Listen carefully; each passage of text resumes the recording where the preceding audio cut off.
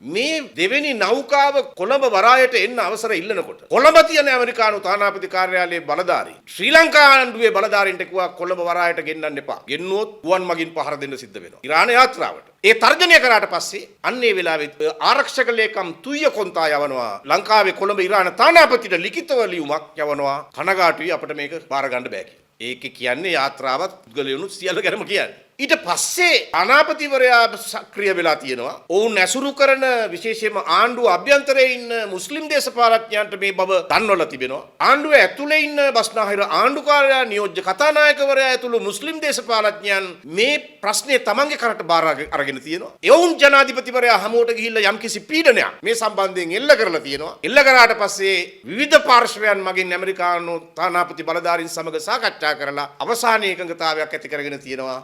ත්‍රිකුණාමලයට ගෙනියන්නත් පුද්ගලයන් කොළඹ වරායට රැගෙන එන්න. මේක අපි කියන කාරණේ ඔප්පු වෙනවා. එදා උදේ ගියා පාර්ලිමේන්තුවේ මේ කාරණේ ගැන විවාදයක්. ජාතික ජනබලවේගයේ එක മന്ത്രിවරියක් කියනවා මේ කොහෙවත් යන නැවක් අරගෙන ඇවිල්ලා අපිට මේකට කරගහලා අපිට මේ ගැටුමේ කොටස්කාරයෙක් වෙන්න කියලාද විපක්ෂ කියන්නේ කියලා. ඒ කියන්නේ ඒ වෙලාව වෙනකොට මේ නැව ගන්නවත් පිරිස ගන්නවත් කිසිම ඔළුවේ ඉඩක් තිබුණේ නැහැ. ඒ අර තුయ్య කොන්තා ලිඛිතව දන්නපු කාලය අපිට කරන්න දෙයක් නැහැ සමා වෙන්න අපිට මේක ගන්න බෑ කියලා. බාර ගන්න බෑ කියලා. නමුත් අර තමන්ගේම පාලන තන්ත්‍රයේ ඉන්න මුස්ලිම් දේශපාලඥයන්ගෙන් ආපු පීඩනය මත තමයි අවසානයේ මේක ඇමරිකානු තානාපති කාර්යාලයත් එක්ක දැවැන්ත සාකච්ඡා ප්‍රමාණයක් කරලා සෑහෙන කාලයක් ගත වුණාට පස්සේ එක මුලින්ම පිරිස ගේන්නත් මම දන්න විදිහට පිරිස වැලිසරට නාවික හමුදා කඳුරට ගෙනලා එතනින් ඒගොල්ලෝවත් ත්‍රිකුණාමලේ නාවික හමුදා පරිශ්‍රයකට ගෙනියලා තියෙනවා. ගෙනියමින් තියෙනවා හෝ ගෙනියලා තියෙනවා. එසේ වෙතත් මේක කොළඹ ඇමරිකානු තානාපති කාර්යාල බලධාරීන් සමග සාකච්ඡා කරලා අවසානයේ ඇතිවෙච්ච එකඟතාවයක් අනුව සිදු වෙන විදිය.